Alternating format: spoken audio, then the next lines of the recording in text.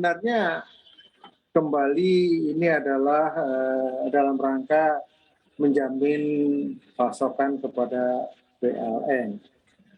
Dan Indonesia ini yang diancam adalah 10 juta pelanggan. Dan ini membuat pemerintah sangat mungkin tegas di dalam mengambil bagaimana memenuhi kebutuhan PLN sehingga 10 juta pelanggan ini yang termasuk juga rumah tangga, industri tidak mengalami penurunan daripada kinerjanya. Dan saya rasa kita mengharap bahwa negara-negara yang menjadi katakanlah pembeli kita, mudah-mudahan dalam waktu dekat bisa kita penuhi kembali dan seperti janji dari Bapak Menteri Investasi bahwa dalam waktu dekat bisa diselesaikan kalau memang bisa terpenuhi. Dan menurut berita terakhir bahwa kebutuhan PLN sudah bisa terpenuhi untuk 15 hari operasi. Jadi ini yang kita tunggu-tunggu apakah sore ini, karena rakor dengan Panglima TNI, Bakamla, Kementerian Investasi, Kementerian SDM juga akan berjalan sore ini. Mudah-mudahan ada keputusan yang baik untuk para buyer yang sementara ini menjadi pelanggan baik daripada batubara Indonesia.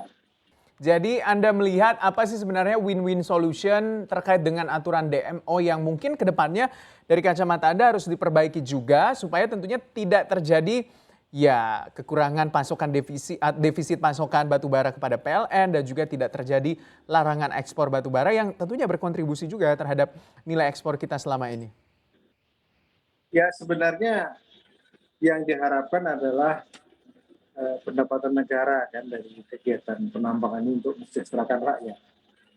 Jadi kalau kita lihat secara keseluruhan, kita mengharapkan adanya kepastian juga di dalam usaha. Kalau sekarang terlalu rendah harganya, tentu perusahaan-perusahaan yang menyetorkan 25% untuk negara ini juga merasa berat. Nah, ini yang perlu kita perhatikan. Tetapi untuk mensubsidi mereka berlebihan juga tidak mungkin karena kita perlu membangun infrastruktur yang kita lakukan selama ini dan juga memberikan dampak kepada pertumbuhan ekonomi. Nah, di lain tentunya selain DMO yang kita pikirkan bagaimana pengelolaannya, sebenarnya kalau semua taat, produksi yang perusahaan-perusahaan yang berlebih itu bisa dibeli dengan HPB-nya PLN sehingga para pengusaha yang kebetulan belum memenuhi DMO-nya bisa membeli langsung dan menyetorkan kepada PLN dan akhirnya menyelesaikan daripada masalah DMO ini. Karena tentunya harus ada kerelaan dari kita sebagai bangsa untuk berbagi sedikit lah, karena keuntungannya kan sudah banyak juga, dan ini sudah dilakukan oleh perusahaan-perusahaan besar di dalam rangka dharma baktinya kepada bangsa ini, gitu ya. Jadi perlu kita perbaiki juga mungkin sistem pengawasan yang dilakukan oleh pemerintah. Nah, pada kenyataan mengawasi dunia usaha ini kan agak tidak mudah dan manusia yang bertugas mengawasi juga terbatas karena memang kemampuan anggarannya belum ada, gitu ya.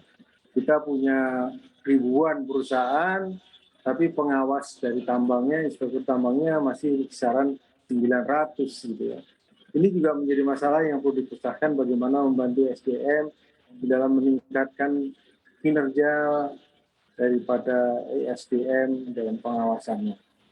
Dan kedua juga bagaimana meningkatkan jumlah SDM yang memang dirasakan kurang, tetapi di satu sisi juga tidak ada dana untuk mengangkat banyak orang menjadi inspektur tambang. Begitu ya.